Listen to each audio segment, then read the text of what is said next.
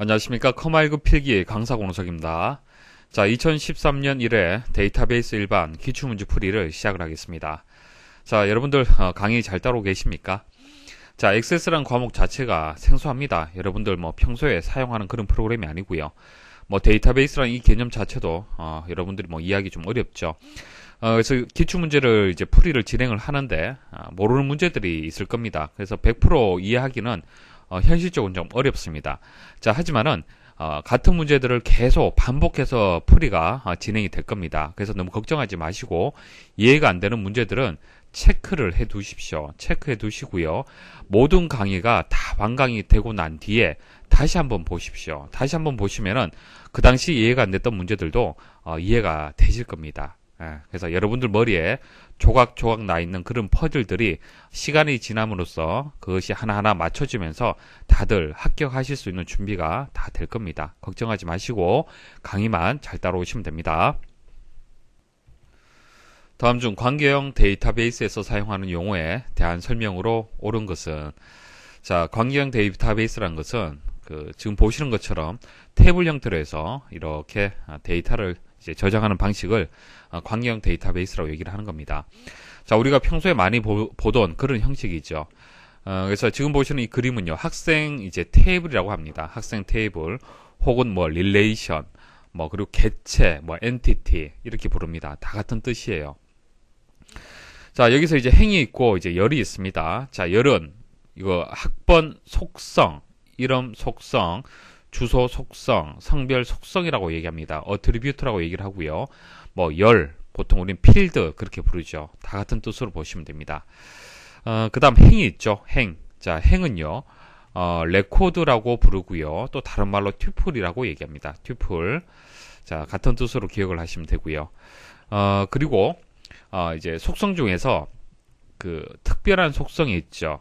레코드들을 유일하게 식별할 수 있는 속성이 있습니다. 그것을 우리는 기본키 혹은 주키, 주식별자, 프라이머리 키라고 합니다.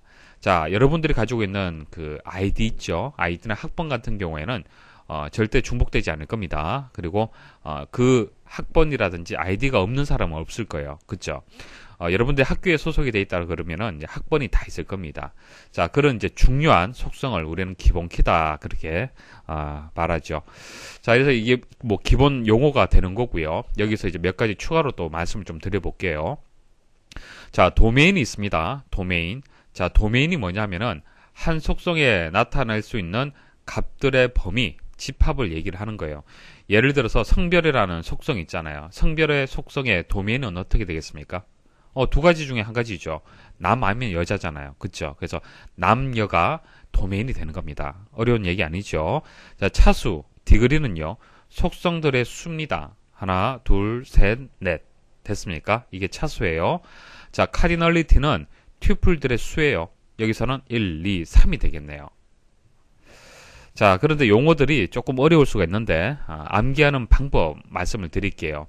일단 튜플이 좀 생소할 수가 있는데 튜플의 T자 한번 생각을 해보십시오. 자, 먼저 왼쪽에서 오른쪽으로 가로로 T가 그려지죠. 그래서 가로 하나, 둘, 셋, 가로를 튜플이라고 하는 겁니다. 자, 차수 디그리는요, D 이렇게 입력을 하죠. 위에서 아래로. 그래서 하나, 둘, 셋, 넷. 자, 이것을 차수라고 하는 겁니다. 자, 카디널리티, 키역을 한번 보십시오. 자, 키역 보시면은 왼쪽에서 오른쪽으로 가로죠. 자, 튜플의 수를 얘기를 하는 거예요. 자, 이런 식으로 기억을 하시면은 실수하지 않으실 겁니다. 자, 보기 한번 보도록 하죠. 자, 도메인은 테이블에서 행을 나타내는 말로 레코드와 같은 의미입니다. 자, 레코드와 같은 말 뭐죠? 튜플입니다. 자, 튜플, 하나의 속성이 취할 수 있는 값의 집합, 이거 바뀌었네요. 1번하고 2번하고. 자, 3번, 속성. 테이블에서 열을 나타내는 말로 필드와 같은 의미다. 열, 필드 맞습니다. 3번이 정답이네요. 자, 차수, 디그리. 한 릴레이션에서 튜플의 개수. 자, 이거 개수 뭐죠? 카디널리티죠. 자, 그래서 3번이 정답이 되겠습니다. 다음 중 레코드가 추가될 때마다 시스템에서 자동으로 값을 입력해주며 업데이트나 수정이 불가능한 데이터 형식은, 자, 정답은 1년 번호입니다. 자, 1년 번호는 1, 2, 3. 자, 여기 보시는 것처럼 숫자가 자동으로 일씩 증가되는 그런 데이터 형식을 말하는 겁니다. 자, 테이블 하나 만들어 볼게요. 자, 만들기에 가서 자, 테이블 디자인 가겠습니다. 여기서 필드 이름하고 데이터 형식을 넣어주시면 되는데 여기에 뭐 id라고 한번 넣어 볼게요. 자, 그리고 데이터 형식을 일련번호로 하겠습니다. 그리고 이름. 자, 이름은 텍스트로 정의하면 되겠죠. 자, 레코드를 한번 넣어 보겠습니다. 자, 레코드를 한번 넣어 볼게요. 자, 여기 아이디는 입력하지 않겠습니다. 입력하지 않고요. 이름만 한번 입력을 해 볼게요. 자, 이름을 입력하려고 보니까 어떻습니까? 자동으로 1이라는 숫자가 입력이 되었습니다. 자, 다시 제가 이름만 입력을 했는데 자동으로 또 아이디가 이 값으로 숫자가 입력이 되었네요. 자, 이게 일련번호로 정의를 했기 때문에 그래요. 자, 일련번호는요, 수정할 수가 없습니다. 수정하려고 해도 안 되고요. 자, 어려운 문제 아니죠. 3번이 정답이 되겠습니다. 다음 중 폼에서 Alt T키를 눌렀을 때 폼에 삽입된 단축 컨트롤을 클릭했을 때와 동일하게 동작하도록 설정하는 방법은 자, 폼에 단추를 하나 이렇게 만들었습니다. 명령 단추를 하나 만들었는데, 자, 이 컨트롤을 클릭을 했을 때하고 동일하게 이제 단축키를, 한마디로 단축키가 되겠죠. 단축키를 만드는 방법을 지금 얘기를 하는 겁니다. 자, 클릭을 했을 때 보통 마우스를 이용해서 클릭을 해야 되는데 마우스를 이용하지 않고 단축키를 이용하는 경우, 자, 어떻게 하냐면은, 자, 캡션은 이제 단추에서 보여지는 이름이 되겠죠. 지금 현재 단추라고 이름이 정해져 있는데요. 캡션의 값이 이제 단추가 되는 겁니다. 자, 이 캡션 뒤에다가 ampersand해서 t를 입력을 해주시면 돼요. 이렇게 t라고 입력을 하게 되면은 보시는 것과 같이 자, 캡션에 원래 입력되어 있는 단추하고요. 뒤에 t하고 언더바가 이렇게 생깁니다. 자, 그 말은 Alt키를 누르면은 똑같이 클릭과 동일한 동작을 한다. 자, 그런 뜻이 되는 겁니다. 그래서 캡션에다가 자, 캡션에 정의된 이름에다가 뒤에 %t라고 입력을 하시면 돼요. 그래서 이번에 캡션 속성에 %t라는 글자를 포함시킨다라는 설명이 맞습니다. 폼에서 텍스트 상자 컨트롤에 데이터를 입력하려고 한다. 다음 중 해당 컨트롤에 포커스가 위치할 경우 입력 모드를 한글 또는 영숫자 반자와 같이 입력 상태로 지정하려고 할 때 사용하는 컨트롤의 속성으로 옳은 것은, 자, IME 모드라는 것이 있습니다. 속성 중에. 자, 보세요. 지금 이름에다가 제가 데이터를 입력을 하잖아요. 데이터를 입력을 하면은 기본적으로 한글로 입력이 됩니다. 자, 여기서 키보드에서 한영키를 눌러서 영문으로 바꿔볼게요. 자, 영문으로 바꾸면 영문 입력되죠. 자, 근데 다른 위치에다가 제가 다시 한번 입력을 하면요, 또 한글로 바뀌어져 있어요. 그러니까 기본은 일단 한글이 되는 겁니다. 자, 근데 데이터를 영문으로만 계속 입력해야 될 경우, 자, 그럴 때는 이 한글이 불편하죠. 자, 그럴 때 어떻게 하냐면은 기본값을 영문으로 줄 수 있습니다. 아래쪽에 보시면은 IME 모드가 현재 한글로 되어 있습니다. 그래서 한글로 기본적으로 입력이 되는 겁니다. 자, 이것을 영숫자 반자란 게 있습니다. 자, 영숫자 반자로 한번 바꿔보십시오. 자, 바꿔보시면은 기본적으로 영문으로 입력이 돼요. 자, 한글로 바꾼다 하더라도 다음에는 영문으로 입력이 됩니다. 자, 4번이 정답이 되겠습니다. 테이블에서 이미 작성된 필드의 순서를 변경하려고 할 때 옳지 않은 것은, 자, 필드의 순서를 변경하는 거 보여드리겠습니다. 자, 1번 데이터 시트 보기에서 이동시킬 필드를 선택한 후 새로운 위치로 드래그 앤 드롭하여 필드를 이동시킬 수 있다. 자, 데이터 시트 보기가 있고 디자인 보기가 있습니다. 자, 데이터 시트 보기에서는 데이터를 입력할 수 있어요. 자, 여기서 필드를 하나 선택을 해서 마우스로 한번 제가 자, 이름 앞으로 한번 이동을 해 볼게요. 자, 이렇게 드래그 앤 드롭을 하게 되면은 이동을 할 수가 있습니다. 순서를 바꿀 수 있어요. 자, 1번은 맞죠. 자, 2번 디자인 보기에서 이동할 필드를 선택한 후 새로운 위치로 드래그 앤 드롭하여 필드를 이동시킬 수 있다. 같은 설명인데, 자, 보세요. 자, 이름을 선택을 하고요. 제가 위쪽으로 이동을 해 볼게요. 위치 바뀌었죠. 2번도 맞습니다. 자, 3번 디자인 보기에서 한 번에 여러 개의 필드를 선택한 후 이동시킬 수 있다. 자, 주소하고 연락처를 같이 선택을 해 볼게요. 그리고 이것을 이동을 해보겠습니다. 그럼 주소하고 연락처가 같이 이동이 되죠. 4번 데이터 시트 보기에서 잘라내기와 붙여넣기를 이용하여 필드를 이동시킬 수 있다. 보통 우리가 많이 사용을 하는 그 방식이죠. 자, 보통 잘라내기는 컨트롤 X, 붙여넣기는 컨트롤 V입니다. 자, 하지만 일단 오른쪽 버튼 한번 클릭을 해볼게요. 자, 클릭을 하면은 관련된 그런 메뉴가 없습니다. 보통은 오른쪽 버튼 클릭을 하면은 뭐 잘라내기, 붙여넣기, 복사하기가 나오잖아요. 없습니다. 그럼 키보드에서 컨트롤 X 한번 눌러보세요. 그리고 컨트롤 V 한번 눌러보시면 아시겠지만은 여기서는 잘라내기하고 붙여넣기가 이제 기능이 이제 허용이 안 됩니다. 그래서 4번이 정답이 되겠습니다. 다음 보고서에 대한 설명으로 옳지 않은 것은 단 보고서는 전체 7페이지며 현재 페이지는 4페이지다. 자, 아래쪽에 보시면은 4/7이라고 되어 있죠. 자, 이게 어느 구역에 그 저장된 내용이 되겠습니까? 이것은 페이지 바닥글이 되겠죠. 각 페이지마다 표시가 되어야 되기 때문에. 자, 그래서 이런 유형의 문제들이 많이 나옵니다. 문제를 보시면은 이게 보고서에서 어떤 구역을 얘기를 하는 거구나 판단할 수 있어야 됩니다. 자, 그리고 제품별 납품 현황은 뭐죠? 이건 뭘까요? 이것은 보고서 머리글이 아닙니다. 페이지 머리글이죠. 왜? 지금 현재 4페이지인데도 표시가 되었잖아요. 만약 이게 보고서 머리글이라면은 이제 첫 번째 페이지에 상단에 한 번만 표시가 돼야 됩니다. 이해하시겠죠? 자, 그리고 그룹화가 되어 있네요. 자, 그룹 본문이고요. 그 다음 이제 그룹 머리글. 자, 그룹 바닥글이 되겠네요.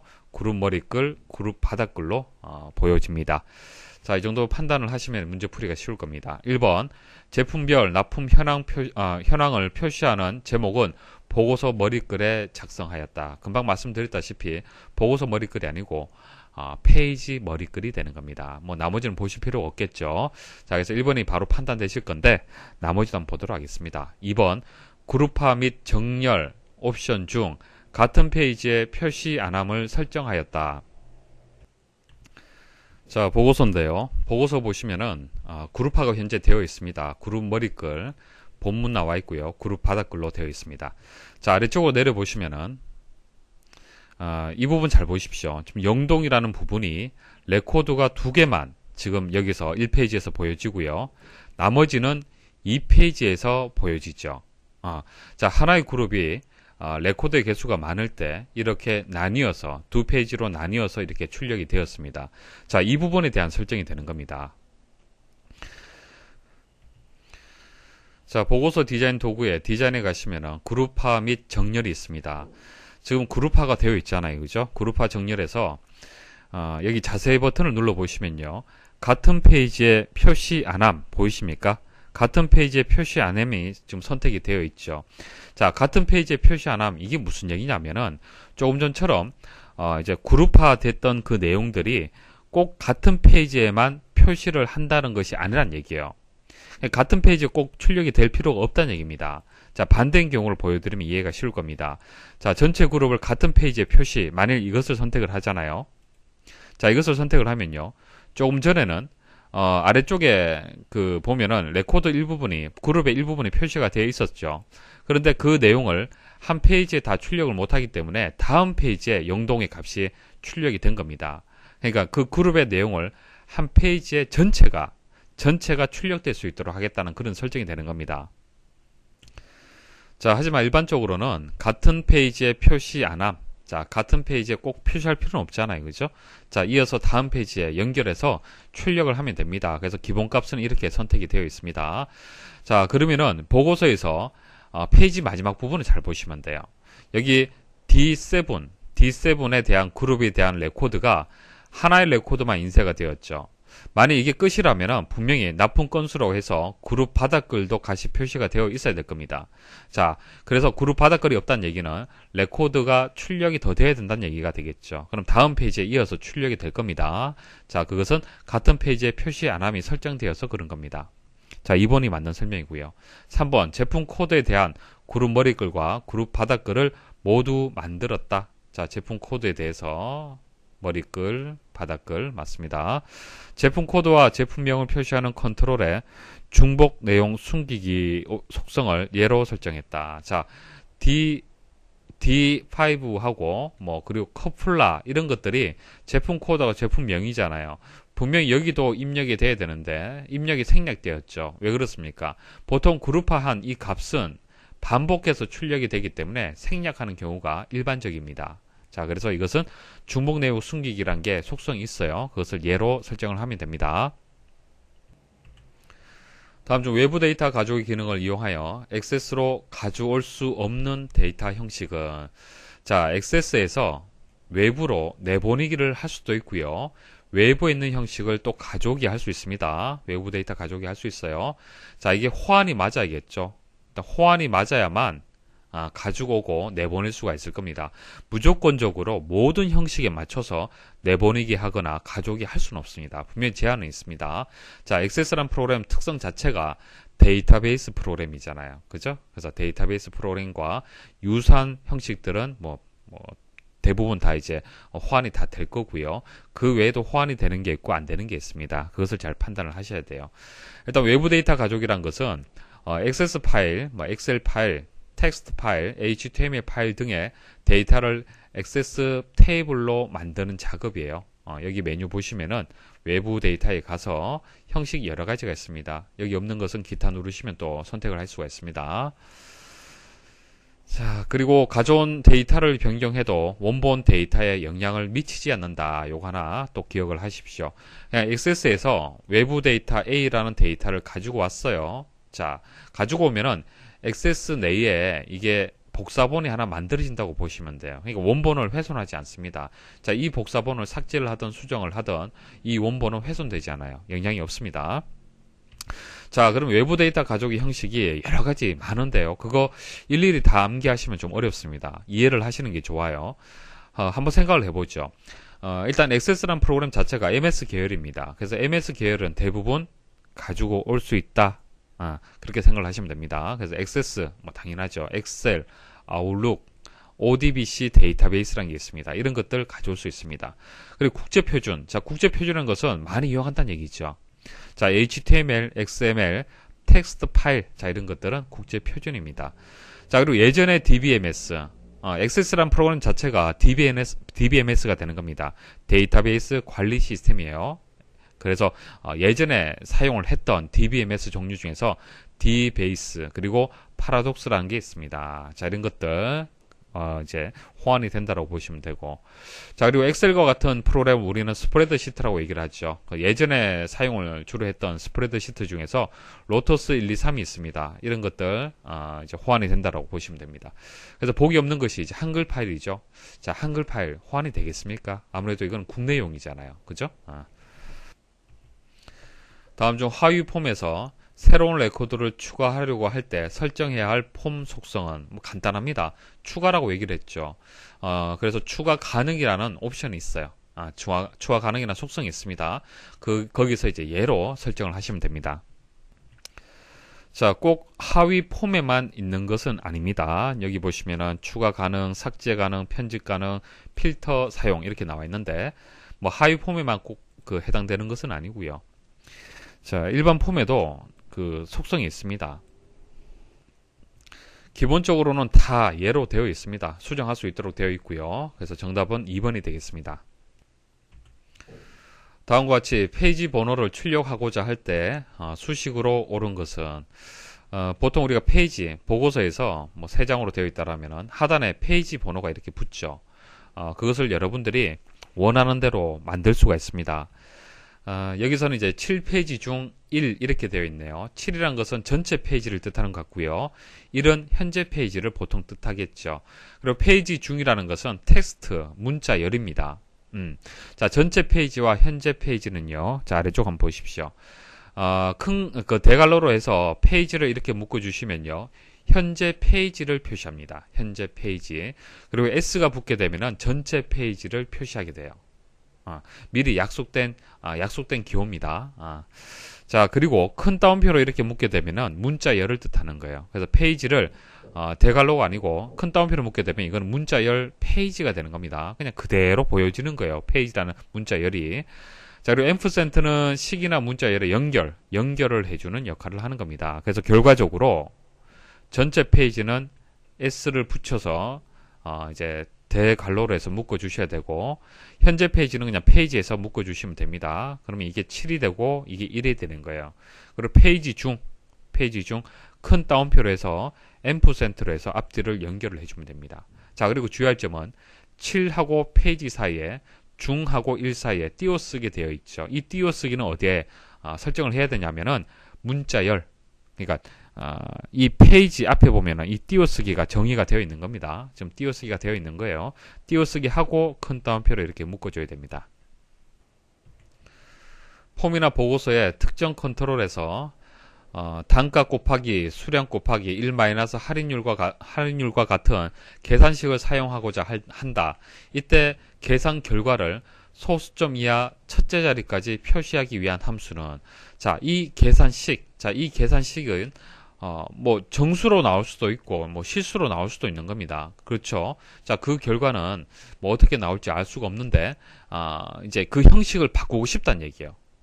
무조건적으로 소수점 이하 첫째 자리까지는 표시가 될 수 있도록 강제적으로 형식을 바꿔주고 싶다는 얘기예요. 그걸 하시려면은 포맷 함수를 이용을 하시면 돼요. 포맷 함수. 말 그대로 포맷, 형식을 바꿔줄 수 있습니다. 인수 어떻게 들어간지 한번 보겠습니다. 첫 번째 인수는 변형할 데이터, 대상이 들어가는 거예요. 대상. 여기서 대상이 뭐죠? 등호부터 시작해서 이 수식. 이게 대상이 되는 겁니다. 들어가고요. 그 다음 표시 형식. 표시 형식은 소수점 이하 첫째 자리까지만 표시하면 됩니다.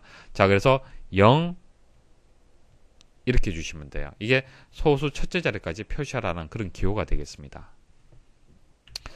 이렇게 표시를 해야만, 예를 들어서 계산 결과가 127이다. 그럼 어떻게 표시가 되겠습니까? 127.0으로 표시가 되는 거예요. 왜? 0. 0은 뭡니까? 0은 사용자 지정, 우리가 정의를 할 때 0하고 샵 있었죠. 숫자 표현을 할 때. 0은 유효하지 않다 하더라도, 값이 없더라도, 지금 소수 첫째 자리 값은 없잖아요. 없다 하더라도 0으로 표시하라 라는 그런 기호가 되죠. 샵 같은 경우에는 유효하지 않으면 생략하는 그런 기호가 되는 겁니다. 여기서는 소수 이하 첫째 자리까지 표시하라고 했기 때문에 여기 부분에 0이 입력이 돼야 됩니다. 다음 중 SQL문에서 해빙문을 사용하는 조건을 설정할 수 있는 것은, 이건 뭐 간단한 문제죠.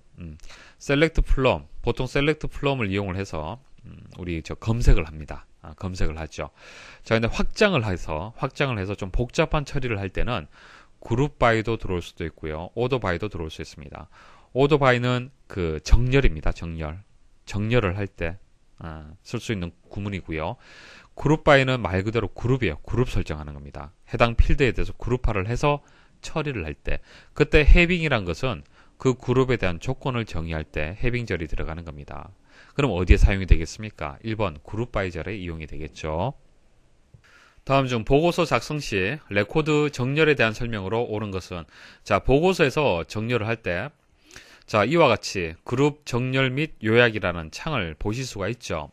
볼 수가 있는데 한번 보도록 하겠습니다. 1번에 보시면은 보고서에서 필드나 식을 기준으로 7개까지 정렬할 수 있다. 7개라는 이 수치가 틀렸습니다. 10개가 맞습니다. 그래서 1번은 설명이 틀렸고요. 2번 특정 필드를 기준으로 오름차순 또는 내림차순 정렬할 수 있다. 선택할 수 있잖아요. 그죠? 맞는 설명이 되고요.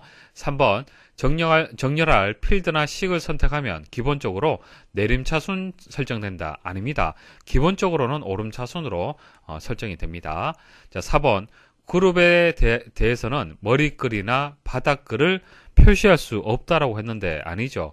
머리글 구역을 설정할 수도 있고 바닥글 이제 구역을 또 설정을 할 수 있습니다. 그래서 여기서는 2번이 정답이 되겠습니다. 다음과 같은 회비 납부 테이블을 이용하여 월별로 납부 금액의 합계를 계산하는 SQL문으로 옳은 것은, 여기 보시면 납부 1 회원 번호, 납부 금액이 있습니다. 문제에서 요구하는 것은 월별로 해서 납부 금액의 합계를 구하라 그랬습니다. 그래서 1월, 2월 이렇게 나뉘게 되겠네요. 여기서부터 여기까지가 이제 납부 금액이 있는데 이 합계를 구할 수 있어야 되고요. 그리고 2월에 대한 또 납부 금액의 합계를 또 구할 수가 있어야 됩니다. 그래서 그룹이라는 개념이 들어갑니다. 그래서 그룹 바이절이 들어가줘야 돼요. 근데 1번에 보시면요. 그룹 바이 절이 들어가긴 들어갔는데 납부 1을 그대로 이용을 했네요. 납부 1 필드를 그대로 이용을 했는데, 자, 납부 1 필드를 보시면은 연, 월, 일로 구성이 되어 있습니다. 여기서 필요한 것은 월만 추출을 해줘야 돼요. 그렇죠? 그래서 납부 1로 하시면 안 되고 먼스가 붙어야 됩니다. 먼스 함수를 이용을 해서 월을 추출을 해줘야 됩니다. 그래서 1번은 설명이 틀렸습니다. 자, 그리고 또 하나 3번하고 4번이 또 틀렸는데요. 보세요. 플럼 다음에 그룹 바이 들어가고요. 웨얼절이 들어갔습니다. 이거 안 됩니다. 그러니까 순서가 select, 플럼, 웨얼 이게 기본이죠. 그 다음 그룹 바이 이렇게 들어가줘야 됩니다. 그래서 순서가 바뀌었습니다. 그래서 3번이 틀렸고요. 자, 이것도 틀렸습니다. 그래서 2번이 이제 바른 표현이 되겠습니다. 자, 그룹 설정을 했고, 자, 그때 필요한 월과 납부 금액의 합계를 구하는, 자, 2번이 정답이 되겠습니다. 다음 중 쿼리에 대한 설명으로 옳지 않은 것은, 자, 1번 쿼리는 테이블의 데이터를 이용하여 사용자가 원하는 형식으로 가공하여 보여줄 수 있다. 맞습니다. 이제 테이블에 있는 내용을 가지고 이제 쿼리라는 것이 만들어지는 거예요. 자, 테이블에서 이제 쿼리가 만들어지고, 그 다음 이제 보고서라든지 폼이 있죠. 보고서라든지 폼 같은 경우에는 테이블에서 만들어질 수도 있고, 쿼리에서도 만들어질 수도 있습니다. 자, 그리고, 쿼리에서 또 다른 쿼리를 또 만들 수도 있어요. 이런 식으로 좀 구성이 됩니다. 자, 이거 머리에 두시고 문제 풀이하시면 됩니다. 2번, 테이블이나 다른 쿼리를 이용하여 새로운 쿼리를 생성할 수 있다. 가능합니다. 이제 테이블이나 쿼리를 이것도 조인을 해서 또 이렇게 쿼리를 만들 수도 있어요. 그러니까 테이블 원본을 가지고 쿼리를 뭐 여러 개 만들 수도 있고, 쿼리는 또 쿼리를 가지고 또 만들 수도 있고 그런 겁니다. 자, 3번, 쿼리는 단순히 조회 이외에도 데이터의 추가, 삭제, 수정 등의 작업을, 수정 등을 수행할 수 있다. 자, SQL 생각하시면 됩니다. SQL에서 insert, 그리고 delete, 그리고 update, 뭐 select 이런 것들이 있잖아요. 그죠? 자, 조회는 select가 되는 거고요. 자, 추가하는 것은 그 insert가 되는 거고요. 삭제는 delete, 그리고 수정은 update입니다. 자, 이런 것들이 쿼리에서 다 이루어지는 거예요. 자, 그래서 쿼리에서 테이블에 대한 어떤 조작된 결과를 만들어내게 되는 겁니다. 4번, 쿼리를 이용하여 추출한 결과는 폼과 보고서에서만 사용할 수 있다. 이거 설명 틀렸습니다. 자, 금방 말씀드렸다시피 쿼리를 가지고 또 쿼리를 만들 수가 있습니다. 그래서 폼과 보고서에서만이라고 설명을 했기 때문에 틀렸습니다. 다음 중 하위 폼에 대한 설명으로 옳지 않은 것은, 자, 하위 폼이란 것은 기본이 되는 폼 안에 있는 폼을 하위 폼이라고 얘기를 합니다. 자, 오른쪽 그림 한번 보십시오. 자, 이 바깥쪽에 있는 폼이 기본 폼이에요. 자, 기본 폼 안에다가 이 폼이 하나 또 있네요. 그쵸? 자, 이것을 하위 폼이라고 얘기합니다. 자, 이렇게 하위 폼 형식으로 만드는 이유가, 자, 보세요. 여기 코드가 하나 입력이 됐죠. 자, 코드가 하나 입력이 되면은 거기에 그 대응되는 성명하고 코드가 이렇게 표시가 됩니다.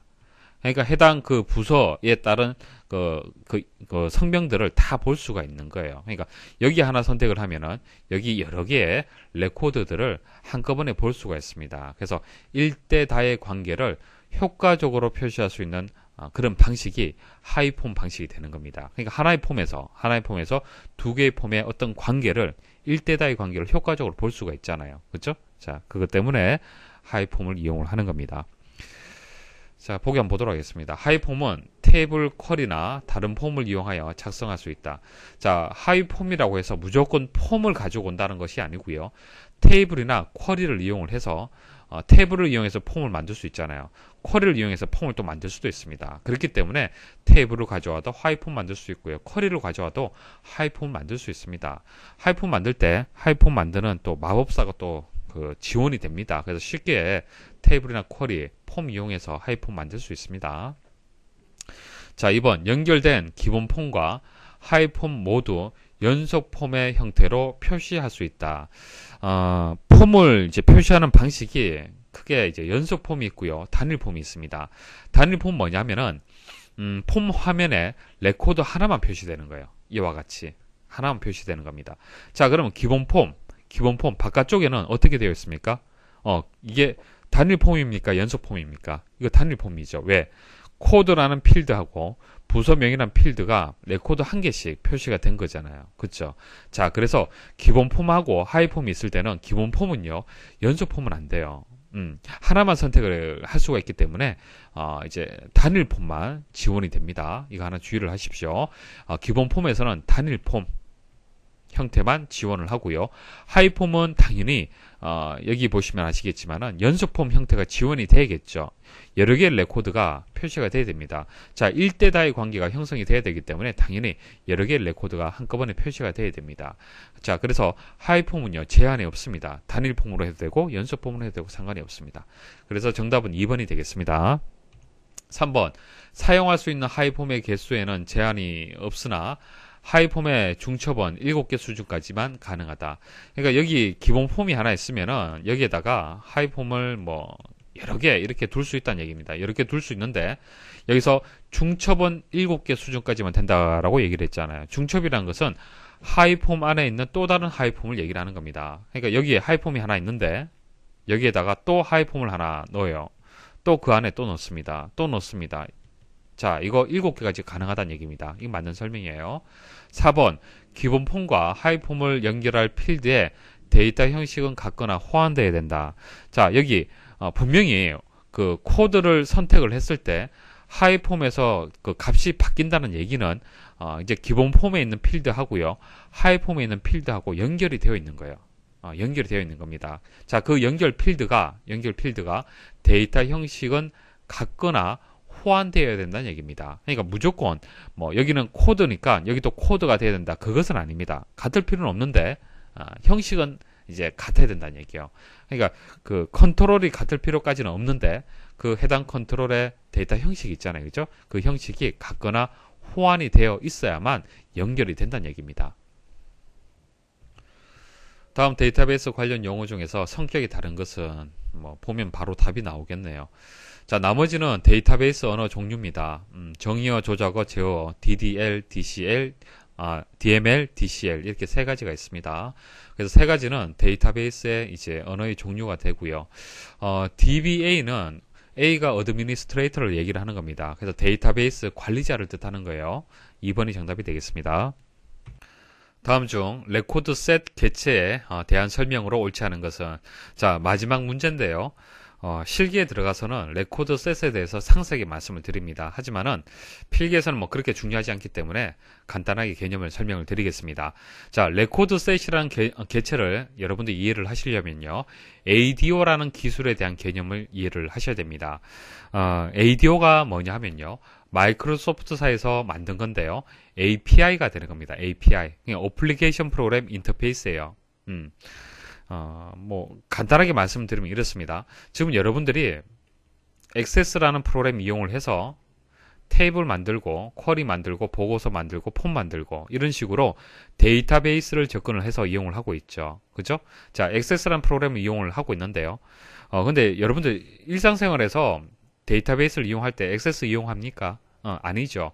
만일 기사퍼스트 홈페이지가 있으면요, 자, 이 기사퍼스트 홈페이지는요, 정보를 홈페이지에 담은 것이 아니라 데이터베이스에 담아두고요, 홈페이지하고 데이터베이스하고 이렇게 연결을 해 두었습니다. 자, 그래야만 여러분들 사용자가 이 기사퍼스트 홈페이지를 통해서 정보를 찾아낼 수가 있는 거예요. 그러니까 사용자 입장에서 데이터베이스를 직접 접근할 수는 없습니다. 그런 기술은 없어요, 여러분들한테. 그죠? 그래서 기사퍼스트를 통해서, 이 기사퍼스트가 어플리케이션 프로그램이 되는 겁니다. 자, 기사퍼스트를 통해서 DB에 접근을 하는데, 자, 기사퍼스트하고 DB하고 연결하는 그 기술이 여러 가지 기술이 있는데, 이 기술이 ADO라는 기술이란 얘기입니다. 아시겠습니까? 자, 그런 기술이 있다라고 보시면 돼요. 그래서 마이크로소프트에서 나온 API, 데이터베이스를 연결하는 기술이 되는 겁니다. 그래서 관계형, 비관계형 데이터베이스에 액세스하는 윈도우 응용 프로그램을 작성하도록 도와준다. 그러니까 데이터베이스에 접근할 수 있도록 도와준다는 뜻이고, 외부에서 데이터베이스를 접근하려면 ADO를 통해서 접근을 해야 된다. 데이터베이스 프로그래밍을 할 때 주로 이제 사용하는 그런 기능이 되는 겁니다. 그래서 여러분들이 데이터베이스를 이제 프로그래밍을 할 이유가 없기 때문에 그죠? ADO에 대한 개념을 여러분 잘 이해를 못할 수가 있는데, 그러니까 외부에서 접근할 때, 데이터베이스를 접근할 때 사용하는 기술이다라는 정도 이해를 하시면 됩니다. 자, 그때 나오는 개체가 커넥션이라는 개체가 있고요. 레코드 셋이라는 개체가 필요해요. 자, 커넥션이란 것은 자, 데이터베이스 하고요. 자, 응용 프로그램 하고요. 연결을 해줘야겠죠. 그래야만 이 데이터베이스에 저장되어 있는 뭐 테이블 형태로 되어 있다고 가정을 할게요. 자, 테이블 형태로 되어 있는 이 데이터를 가져올 수 있잖아요. 맞습니까? 그래서 커넥션이란 개체는요, 데이터 원본에 대해 열려있는 연결, 한마디로 연결하는 겁니다. 연결. 통로를 만드는 겁니다. 그 다음, 레코드 셋은요, 기본 테이블이나 실행된 명령 결과로부터 얻어진 데이터를 임시로 저장해두는 레코드의 집합이 되는 겁니다. 레코드 셋은 레코드의 집합을 뜻하는 건데, 실제 코드를 한번 보여드릴게요. 이거 실기 때 배우는 건데요. 모르셔도 됩니다. 개념을 제가 설명드리기 위해서 말씀을 드리겠습니다. 자, 금방 말씀드렸다시피 데이터베이스가 있고, 자, 외부에서 이 데이터베이스에 접근을 하려면요, ADO에 대한 그 기술을 이용을 해야 됩니다. 자, 그 기술을 이제 그 프로시저에서 입력을 한 겁니다. 그래서 여기 보시면은 ADODB를 이제 연결을 하는데, 레코드 셋이라는 것을 변수로 해서, dim해서 변수로 해서 RS라고 선언을 했습니다. 여기서 RS는 레코드 셋의 앞글자를 따와서 이제 변수 이름을 정했습니다. 그래서 여기서 이제 변수를 선언을 했어요. 레코드 셋이라는 변수를 선언하고, 그 다음 셋을 이용을 해서 할당을 했습니다. 할당을 하고, 그 다음 여기 보시면은 커넥션이라고 해서 이제 데이터베이스를 연결을 했는데요. 이게 무슨 얘기냐면은, 자, 데이터베이스에 일단 연결을 한 거예요. 연결을 하고요. 그 다음 연결을 해서 가져오잖아요. 그죠? 여기 아래쪽에 보시면은 셀렉트문을 이용을 해서 조건에 맞는 그때의 이제 필드의 값들, 레코드의 값들을 가지고 와야 됩니다. 그럼 그 가져온 값을 저장할 수 있는 변수라는 공간이 필요합니다. 그 이름이 RS라는 얘기예요. 그래서 그 RS라는 변수의 성질은요, 데이터 형식은요, 레코드 셋입니다. 그래서 레코드 셋이라는 것은 레코드의 집합을 뜻하는 겁니다. 자, 가져오게 되면 레코드 단위에서 가지고 와요. DB에서 가지고 올 때. 아시겠습니까? 그래서 자세한 것은 모르셔도 되고, DB에서 가지고 와서 처리를 이렇게 하게 되면은 아래와 같이 이런 데이터, 레코드 단위로 해서 내가 필요로 하는 데이터들을 보실 수가 있는 겁니다. 자, 그래서 레코드 셋 개체는요, 쿼리, 그러니까 셀렉트를 하게 되면은 레코드 단위로 해서 이제 가져오기 위해서 필요한 그런 개체가 되는 겁니다. 자, 공급자가 지원하는 기능에 따라서 레코드 셋, 이거 오타네요. 자, 레코드 셋의 일부 메서드나 속성을 사용할 수 없다. 레코드 셋이 그 개체지 않습니까? 개체이기 때문에 메서드하고 속성이 있습니다. 정의된 메서드하고 속성이 있는데, 자, 공급자에 따라서, 공급자라는 것은 서버가 되는 거예요. 데이터를 보유하고 있는 데이터베이스 서버가 되는 겁니다. 그러니까 그 데이터베이스의 서버의 상황에 따라서 지원을 할 수 있는 기능이 있고 할 수 없는 기능이 있는 겁니다. 그래서 레코드 셋에 여러 가지 이제 메서드하고 속성이 있는데 사용을 할 수 없을 수도 있는 거예요. 아시겠습니까? 자, 그래서 3번에 대한 보기가 일단 결론적으로 말씀을 드리면 틀렸습니다. 자, 공급자, 자, 데이터를 가지고 있는 서버가 되는 겁니다. 여러분들은 이제 클라이언트가 되겠죠. 자, 소비자가 되는 겁니다. 여러분들은.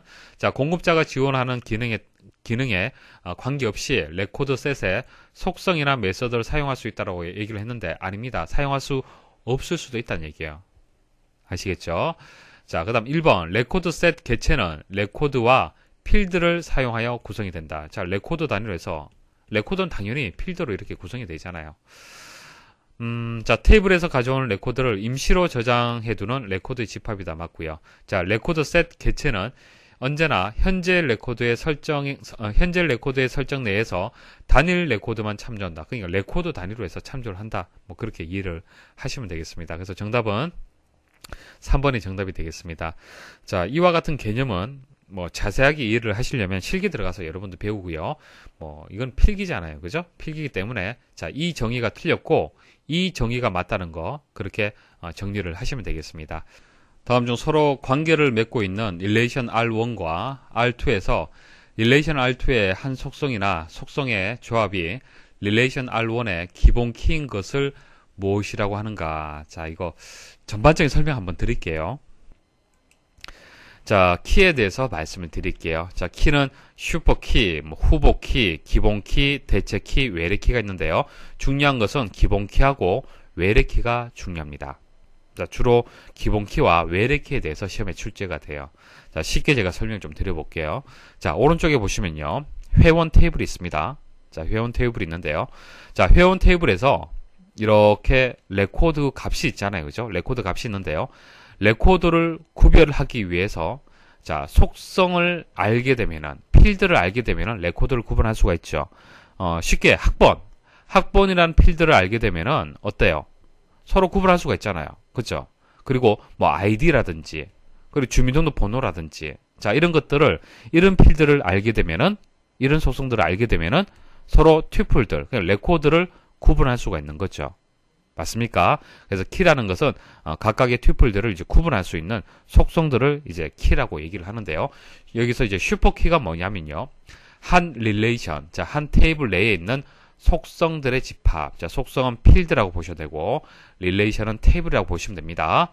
자, 속성들의 집합이다. 자, 집합으로 구성된 키를 말한다. 자, 무슨 얘기냐면은, 일단 키라는 것은 튜플들이 구분이 돼야 됩니다.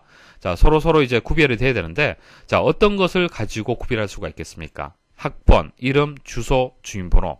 자, 이거 알고 있으면은 구별할 수 있잖아요. 구별. 그죠? 다른 레코드하고 구별할 수 있잖아요. 마찬가지. 주민번호하고 전공. 자, 이것을 또 알게 되면은 다른 레코드하고 또 구별할 수 있습니다. 자, 이런 것들이 이제 슈퍼키가 되는 겁니다. 슈퍼키. 자, 구별할 수 있으면 돼요. 그래서 유일성. 자, 유일성이라는 것은 남과 다르다는 얘기죠. 남과 다르고 다른 그 값을 이제 유일성이다. 유일성을 가지고 있다. 그렇게 얘기를 하잖아요. 그죠? 그래서 요렇게 가지고 있으면은 다른 값들하고 다르게 유일성을 가질 수가 있고요. 이렇게 또 가지고 있으면은 가능합니다. 또 이렇게 가져도 되겠죠. 한마디로 학번이라든지 주민번호만 사실 포함이 된다라면은 어떤 속성의 집합이든지 다 슈퍼키가 될 수 있는 겁니다. 이해하시겠습니까? 중요한 것은 학번하고 주민번호잖아요. 이것은 유니크하잖아요. 그죠? 다른 속성의 이제 값들하고 서로 이제 중복되는 값을 가질 수가 없잖아요. 그래서 이런 속성을 포함하고 있는 속성들의 집합을 우리 슈퍼키다 그렇게 얘기를 하고요. 자, 후보키는요. 슈퍼키 중에서 최소의 슈퍼키를 얘기를 하는 겁니다. 최소. 자, 튜플들을 레코드들을 구분을 하는데요. 속성 이런 식으로 여러 개를 합치는 것이 아니고요. 적은 최소의 속성의 집합으로 해서 구분할 수 있는 그 값들, 그 속성을 얘기를 하는 거예요. 자, 한마디로 학번, 주민번호, 학번 이 하나만으로 튜플들, 레코드들을 구분할 수가 있잖아요. 자, 주민번호 하나 있으면은 구별할 수 있잖아요. 맞습니까? 자, 이게 후보키가 되는 거예요.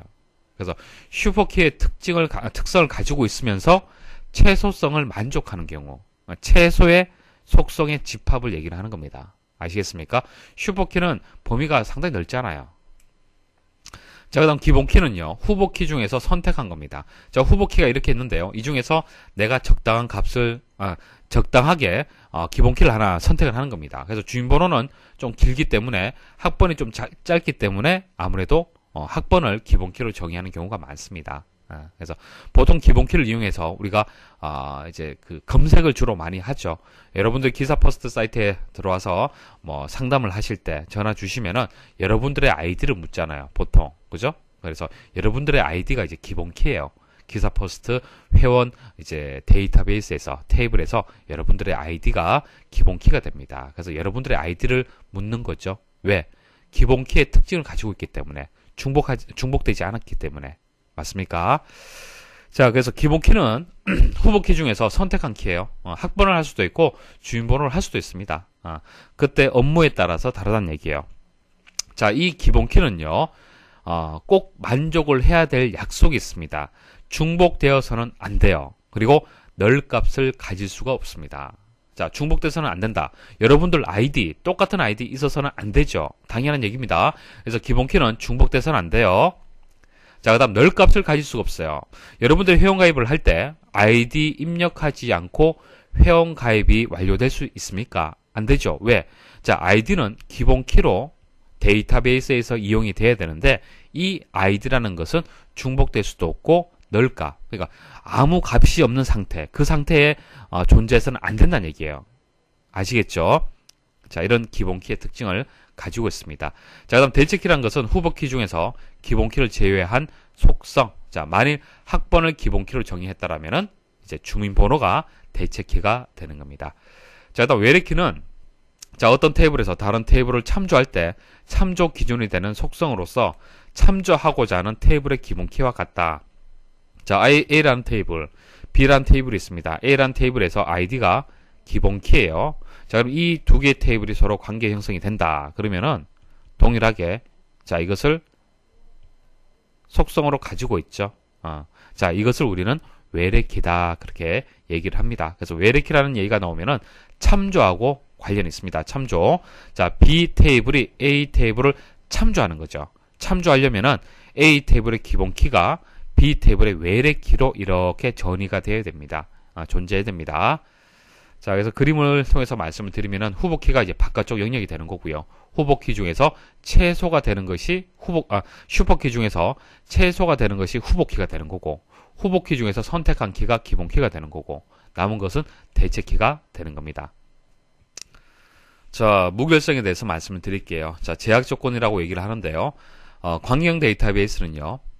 자, 일관성 그리고 무결성을 유지를 할 수 있습니다. 맞죠? 자, 데이터베이스를 사용하는 이유가 되는 겁니다. 자, 그러면은 일관성하고 무결성을 유지하려면은 어떤 제약 조건이 있어야 되는 거예요. 규칙이 있어야 됩니다. 규칙. 무조건적으로 데이터를 함부로 다루게 되면은 일관성이라든지 무결성을 유지할 수가 없어요. 그래서 규칙, 제약 조건을 정해뒀습니다. 자, 그 약속에 준해서 데이터를 관리를 해야 돼요. 데이터를 수정하고 삽입하고 삭제를 해야 되는 겁니다. 자, 그 규칙을 지금 이제 말씀을 드리는 겁니다. 자, 위쪽에 보시면은 성적 관리 테이블이 있죠. 성적 관리 테이블이 있습니다.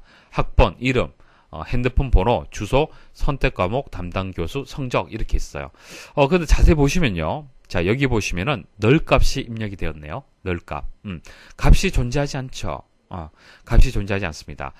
근데 여러분들이 데이터베이스를 구축을 하면요. 데이터베이스 설계를 할 때요. 잘못 설계하게 되면은 이렇게 기억 공간의 낭비가 많이 발생을 합니다. 기억 공간의 낭비. 자, 널이란 것은 정보 부재, 정보가 없는 상태인데요. 기억 공간은 차지해요. 기억 공간은 차지합니다. 지금 현재 테이블 하나만 봐서 그렇지, 데이터베이스 내에는요, 수도 없이 많은 테이블들이 있습니다. 자, 그 테이블들이 이렇게 널 값을 가지고 있다라고 생각을 해보십시오. 그럼 기억 공간이 어떻게 허비되는 공간이 많다는 얘기예요.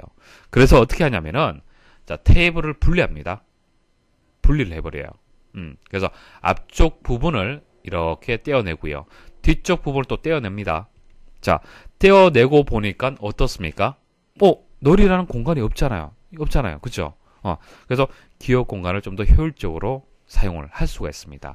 자, 이거 다음에 말씀을 드릴 건데 이것을 우리는 정규화라고 얘기를 하는 거예요. 정규화. 테이블을 분리하는 과정. 자, 분리하는 것을 정규화라고 얘기를 하는데요. 자, 뒤에 또 다시 설명드릴 기회가 있을 겁니다. 자, 이렇게 해서 이제 테이블을 분리를 하게 되면은 이렇게 넣을 공간이 없어집니다. 자, 없어지고요.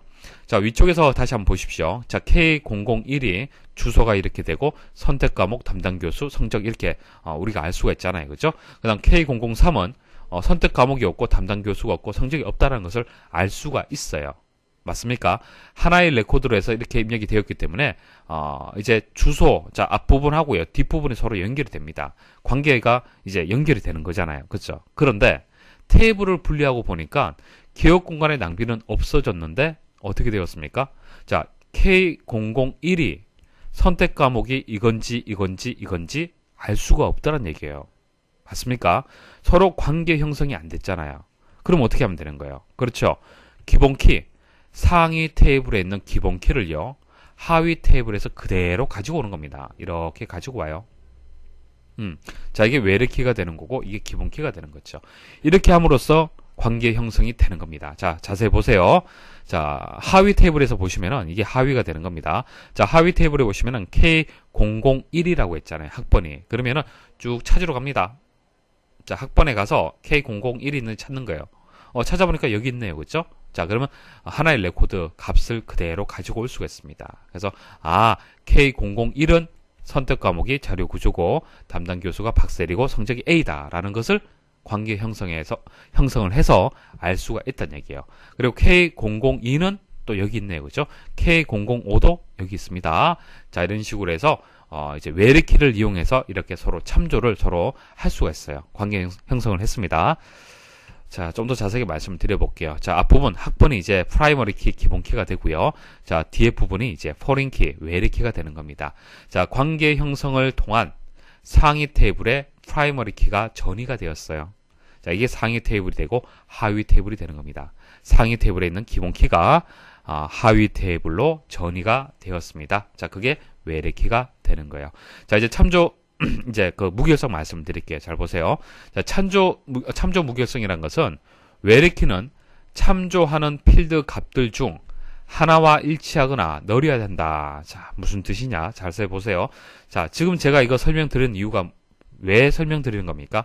자, 데이터베이스의 특징이 일관성을 유지하고 무결성을 유지할 수 있다라고 얘기를 했는데 무조건 데이터를 함부로 다루게 되면은 자, 이것을 유지할 수가 없어요. 그래서 제약 조건이 있다는 얘기죠. 자, 그 제약 조건이 이제 무결성이라는 얘기입니다. 그래서 참조 무결성이라는 제약 조건이 있어요. 자, 이거 약속입니다. 약속.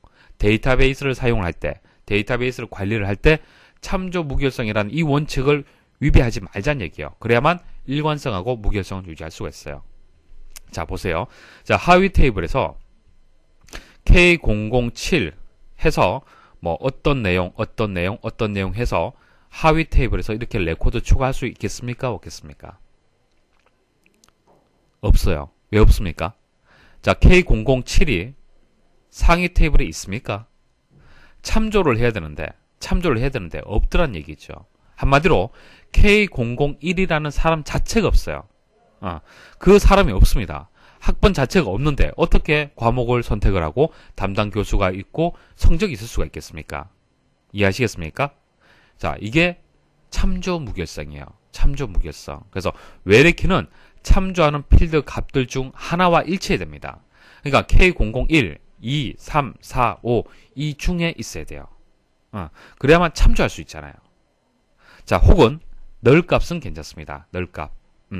학번 자체가 아직 부여가 되지 않아서 비워두는 경우 있을 수 있습니다. 비워두고 나머지 값을 입력할 수는 있어요. 아시겠습니까? 그래서 이것은 상관이 없는데 만일 값이 존재하려면은 같아야 된다는 얘기예요. 자, 이게 참조 무결성의 원칙이 되는 겁니다. 자, 이것을 지켜야 되는 거예요.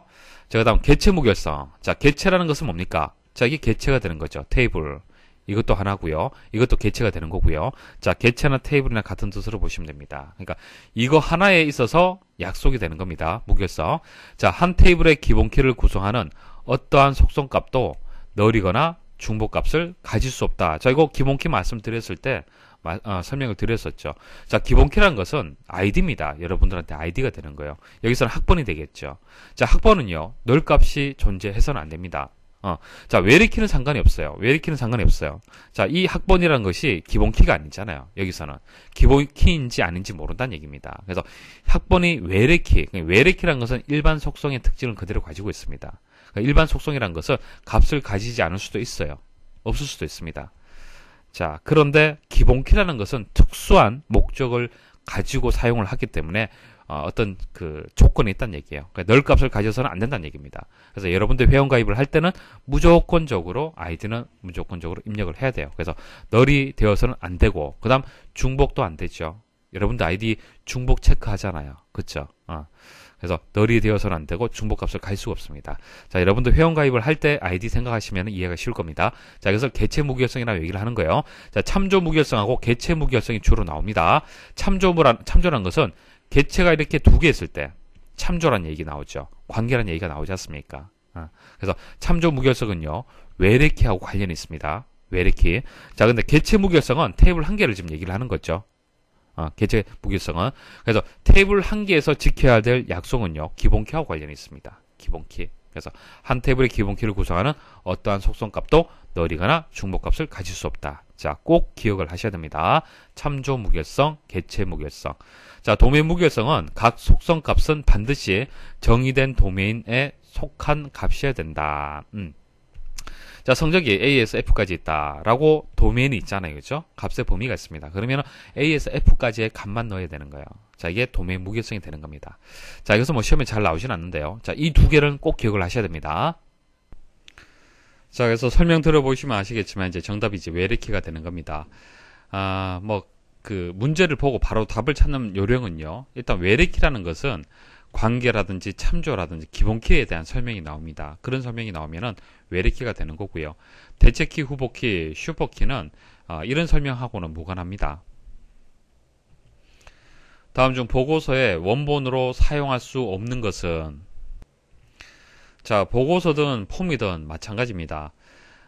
자, 이 보고서라든지 폼이라든지 만들어지려면은 테이블이나 쿼리를 이용을 해서 만들어질 수밖에 없습니다. 자, 그래서 여기 보시면은 레코드 원본이란 부분에 이렇게 입력이 되어 있죠. 그래서 쿼리나 테이블을 그냥 하나 가지고 와서 만들 수도 있지만은 내가 필요한 것들만 셀렉트를 해서 가져와서 만들 수도 있겠죠. 그때는 이렇게 SQL 문이 들어가 주는 겁니다. 그리고 폼 하나 볼까요? 폼에 여기 보시면 레코드 원본에 지역 정보라고 되어 있죠. 이 지역 정보라는 것은 이제 테이블이나 쿼리를 그대로 이렇게 이용하는 경우가 되겠습니다. 자, 그래서 SQL 구문이라든지 쿼리 테이블은 맞는데 폼은 아닙니다. 자, 항상 생각을 하셔야 될 게 테이블을 이용해서 쿼리 만들 수 있습니다. 그리고 쿼리를 이용해서 또 쿼리 만들 수 있고요. 자, 테이블과 쿼리를 이용을 해서 또 쿼리를 만들 수 있습니다. 그러니까 쿼리는 얼마든지 다양하게 테이블이나 쿼리를 이용해서 만들 수가 있어요. 근데 폼하고 보고서 있죠. 폼하고 보고서는 조금 다릅니다. 이것은 테이블이나 쿼리를 이용해서 만들 수가 있는데 폼을 이용해서 보고서를 만들 수 있는 것은 아닙니다.